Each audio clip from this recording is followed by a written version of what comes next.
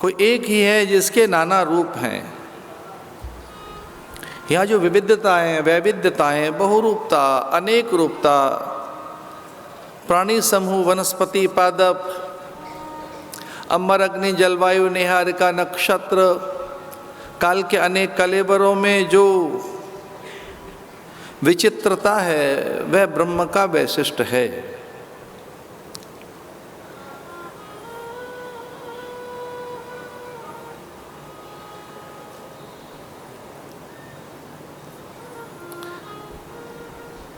इसलिए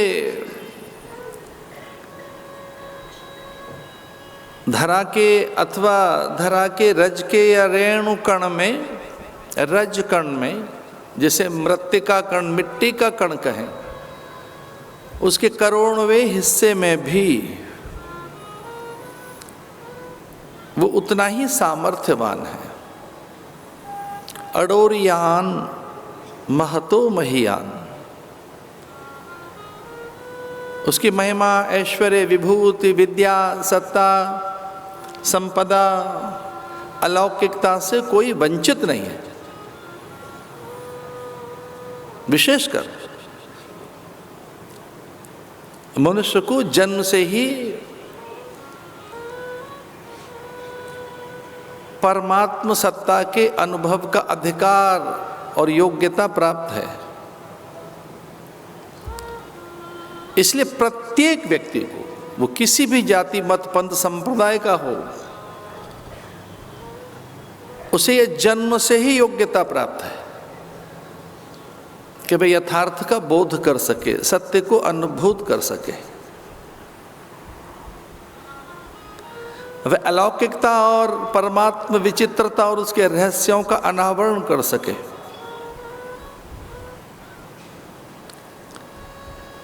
इसलिए सभी मनुष्य प्राय समान हैं। और चूंकि ईश्वर महान है और हम उसकी संतान हैं, इसलिए वो महानता हमारे पास भी है, हम सबके पास।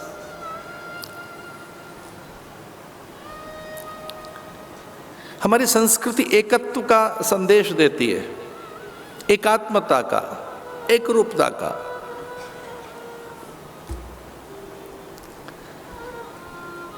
और अस्तित्व सर्वत्र एक ही है, इसलिए बहु अस्तित्व का भी वह बखान करती है।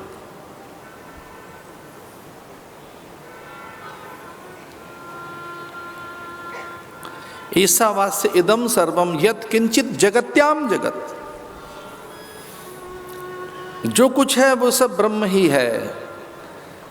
इसलिए वेद की जो अगली पंक्ति है उस पर आज के दिन ध्यान देना है, अक्षय नवमी के दिन, आंवला नवमी के दिन। चूंकि आज का दिन प्रकृति पूजा का दिन है, आज का दिन पादप, वृक्ष, वनस्पति, उन्हें आदर देने का दिन, उनके रक्षण, संवर्धन, पोषण का दिन है। तो वेद की अगली पंक्ति ध्यान से सुनने की है। वो चूंकि सब में है, सब जगह है। ईसावास्येदम सर्वम यत् किंचित जगत्याम जगत। तो अगली पंक्ति क्या है? तीन त्यक्तेन भुंजी था मां गृध कस्विद्धनम। इसलिए वो जो पवन, प्रकाश, आकाश, निहारिका, नक्षत्र, अंबर की उर्वरा, अंबर की गंध अथवा उसके शब्द और धरा की गंध में, उसकी उर्वरा में है, वह पुष्पों की कोमलता, सुगंध और सुरभिता मकरंद में है, वह अन्न की पाचकता, झील, सरोवर और जलाशय की शोभा और सुरम्यता में है। तो उसे इतना मत भोगो कि विकृत हो जाए। वो सब जगह है तो उसे त्याग पूर्वक, विचार पूर्वक, ज्ञान पूर्वक भोगो। चूंकि परमात्मा को ही भोग रहे हैं, जल के रूप में, अन्न के रूप में, प्राण, पवन, प्रकाश के रूप में, आकाश गंगा के असंख्य अनंत टिमटिमाते तारों के रूप में। जो एक भी श्वास आप ले रहे हैं, ये जो प्राण है अथवा ये जो पवन है, यह प्राण सत्ता भी परमात्मा ही है।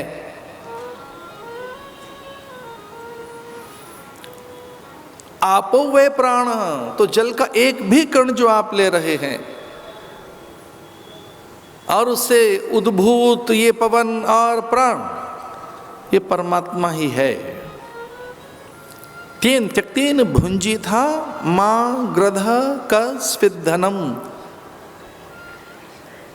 कोई अच्छा दृष्टांत तो नहीं है, पर है उसमें लिखा है गिद्ध जैसी दृष्टि न रखें।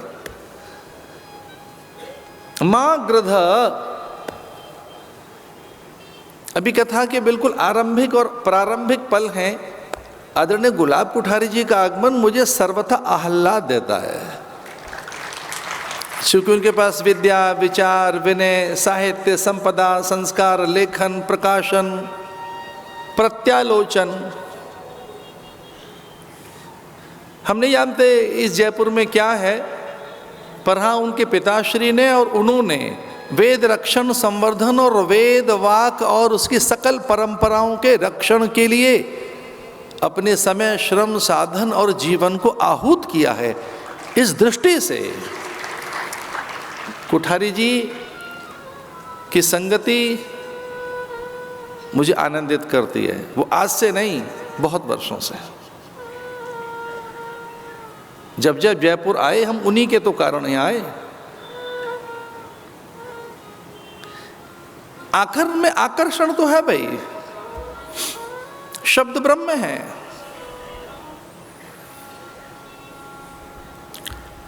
अक्षर ही तो है जो क्षय नहीं होता, और आज अक्षय नवमी है।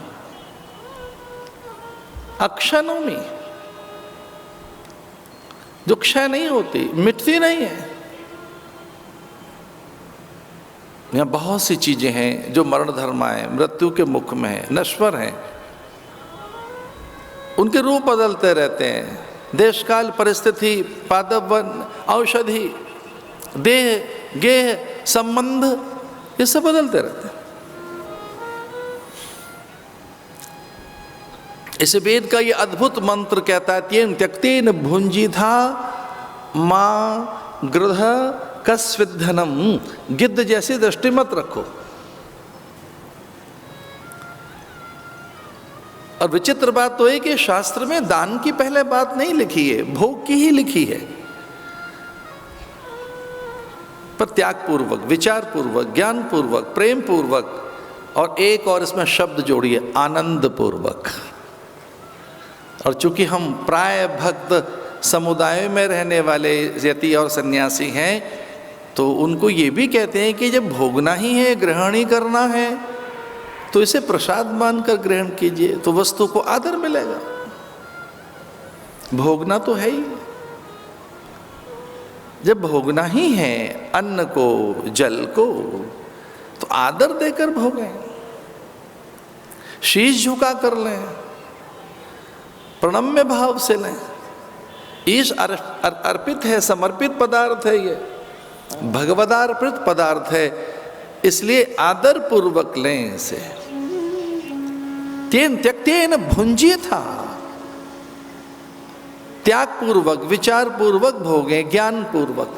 और जब भी कभी ऐसा करेंगे आप, तब समय, संपदा और जो कुछ प्राप्त विभूतियां हैं वो आपको अधिक अनुभव होंगी, बची हुई सी और ज्यादा दिखेंगे।